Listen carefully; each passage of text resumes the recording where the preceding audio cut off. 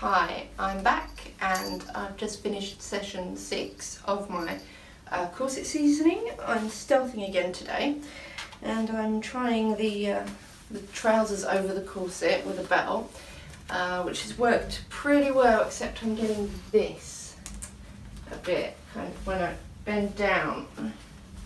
Just kind of bent down to pick up Nuka and got the back of the corset stuck in my belt. Ah, thanks, honey. Nuka has a new collar and she jingles now, so we know where she is and we don't tread on her because she's so little. Yes, she's so little. Okay, you go sit over there. Okay, so if I take this off, I can kind of see what I'm doing today in terms of wardrobe, and so I'm still kind of struggling with the whole bottom half wardrobe issue. Not really knowing what to do with trousers, and these are high-waisted, so maybe it's a case of like a shorter corset. If I bring this down so you can actually see what's going on with the corset. So maybe it's going to be a case of a shorter corset and some low-rise jeans. So, like I said, I'll have to have a play around. But you can see the corset. I think I've managed to keep it fairly straight again. I've actually had it on for just over 3 hours. I know kind of the first 20 to 30 hours, it's recommended just 2 hours to introduction for 2 weeks straight. Again, according to Lucy, I'll put a little link to Lucy, I think, up there. I'm getting used to YouTube cards and stuff. Right, so yeah, in terms of keeping the bust straight, I am finding it's doing this. I mean, I'm keeping it level in the middle at the back, and like I said before, I have one hip bigger than the other, this side, from wearing a heavy bag. On this side, I think it's been compressed over the years. It's been sort of like about 15 years or more of just having a really heavy bag. I can't seem to go out the house without several pads. I have pad OCD. So yeah, so the hip ties, again, like I said before, have been useful. If you haven't watched the previous videos, this one is more open than this side, but I've got them both a fair bit open so that I could lace down a bit smaller because I needed something curvier on the hips. So you can see at the back, I'm actually getting a lot more clothes now at the back, but I am finding, even though this seems to be in the middle, because I've opened this side more, I don't know, it seems to be affecting the top a bit, so I'm finding the top kind of moves around. But I'm kind of readjusting every now and again, and it's kind of needing it less and less. Yeah, so 3 hours today in this. It's actually coming up to 3.5, so 3.5 hours, which puts me at, I think, I've got my corset seasoning program. Again, links on my blog to where to get that. Yeah, so 12, 13, 14, 15, yeah, 16 hours now I've spent in the corset, and I don't feel like my body feels quite happy to still be in it. I'd spent kind of this morning, I put it on and had breakfast, tidied up for a bit, sat at a desk, and then I actually went and had a lay down and a nap. I was up really late last night, so I don't generally nap during the day, but I have twice now in the corset, and it's really comfy. I know I've read somewhere that one person found that napping in it was fine, and then they tried going to bed in it and it didn't work so well. But I know a lot of serious tight lacers will wear their first corset during the day, and then after they move on to a smaller size, they'll keep their original corset for wearing at night. So I might give that a go. It's a case of whether I get on with it or not. But yeah, if I have a go at kind of serious 23/7 corset wearing. But yeah, so that's session 6 over. I am feeling a lot more kind of comfortable in it, even though it is too long for me. I'm kind of getting used to that a lot more. I feel less restricted.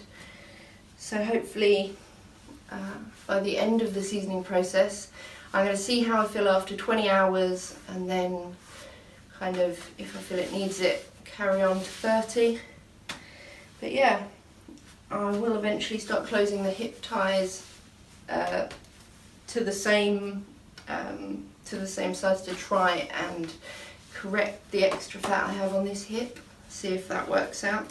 But for now I'm just kind of making sure I keep it front and back straight, so that it kind of, as it moulds to my body, it doesn't mould crooked, and then I will start kind of trying to even out my hips. So yeah, we'll see how it goes. And again, just so you can kind of see where I'm at, and I shall measure my waist.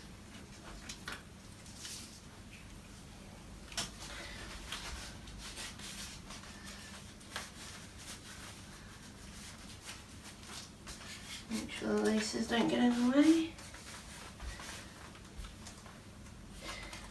And I am again just under the 28 inches. So this is a 26-inch corset. So I don't know if that would be internal measurements. It's probably given a little bit, but I'd say I've got like 1.5 inches at the back there. So if it's just under 28 inches, it sounds about right. I will have to work out my internal corseted measurement. So yeah.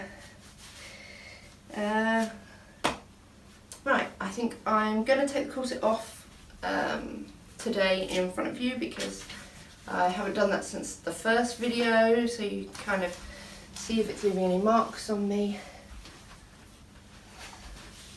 and whatnot. So, and you pull at a good corset should be laced crisscross, so that you can pull at the crosses.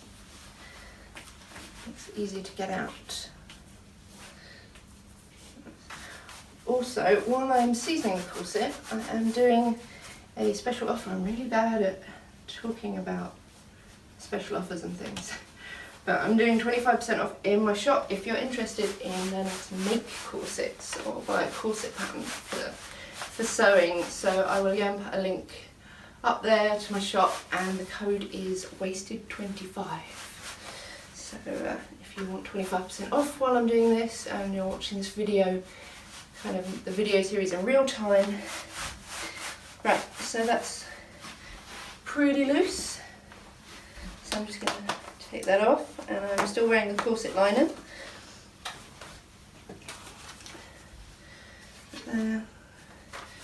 Not a lot has kind of changed in the corset itself. There's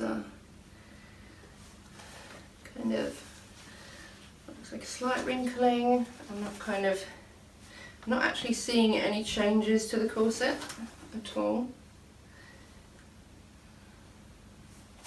It's made of very sturdy material.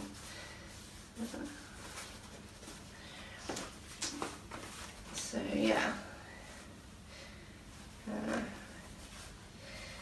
feel it is definitely looking a little more me-shaped when I take it off. And there is kind of signs of a little bit of kind of where it's stretching slightly to the shape of my body. So let's see what it's done to my body. So I am finding the corset line is kind of bunch up just a tiny bit around the waist area. But I think when I start wearing a corset that isn't a long line, I might be able to kind of hook the top and bottom edge over the edge of the corset just to keep it kind of straighter, or less wrinkly.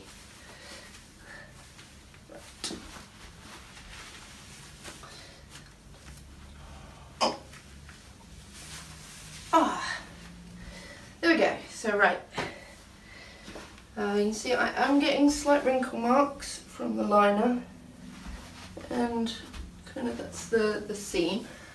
These are the timeless trend ones that I bought with the corset, and there is a seam on either side. But of course, if I wasn't wearing a corset liner, not only would the corset be kind of getting dirty and kind of covered in my body oils and sweat and that sort of thing, nice. But I would probably have like the lines from the bone casing and stuff. I might have to wear it once without the liner, just kind of to show you what benefits you get to wearing a liner with your skin. But yeah, so nothing feels kind of sore or anything. It's at the back, there seem to be a few wrinkle lines. But yeah, I feel fine. My skin doesn't feel itchy or anything. I know you can kind of develop sore spots if you wear a corset really regularly on kind of an all-day basis. But yeah, so I will get back to you in session 7. So I've had 16 hours in the corset now. So another couple of sessions and I'll hit 20. If you want to carry on watching, click subscribe, which is below or something. I'm not very good at this. I'll also put a link at the end of the video to subscribe. So yeah, and that's me done for the day.